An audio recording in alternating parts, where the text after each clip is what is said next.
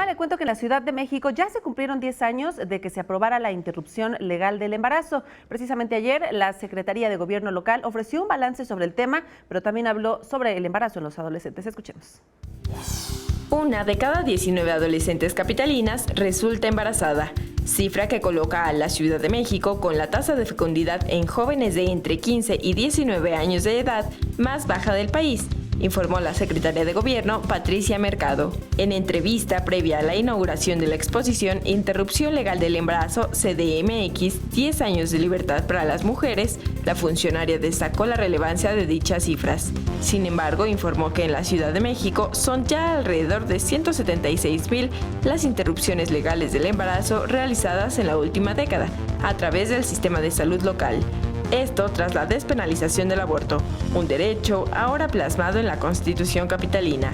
La Constitución refleja la lucha democrática en este país y la lucha de las mujeres por sus derechos.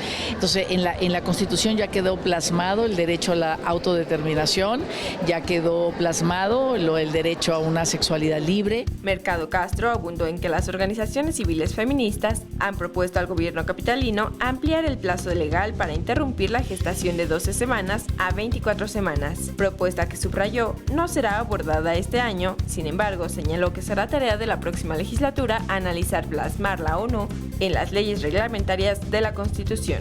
Muchas mujeres, y sobre todo las más jóvenes, muchas veces no se dan cuenta o no se quieren dar cuenta de que están embarazadas, sufren, procesos de negación y se dan cuenta muy tarde. Sobre todo las mujeres violadas que pueden negar esa situación, todavía hay tiempo de hacerles la interrupción, pero como es hasta las 12 semanas, es complicado. Destacó que a partir del 1 de abril fue institucionalizado el programa de salud reproductiva, es decir que ahora tendrá una estructura administrativa al interior de la Secretaría de Salud de la Ciudad de México.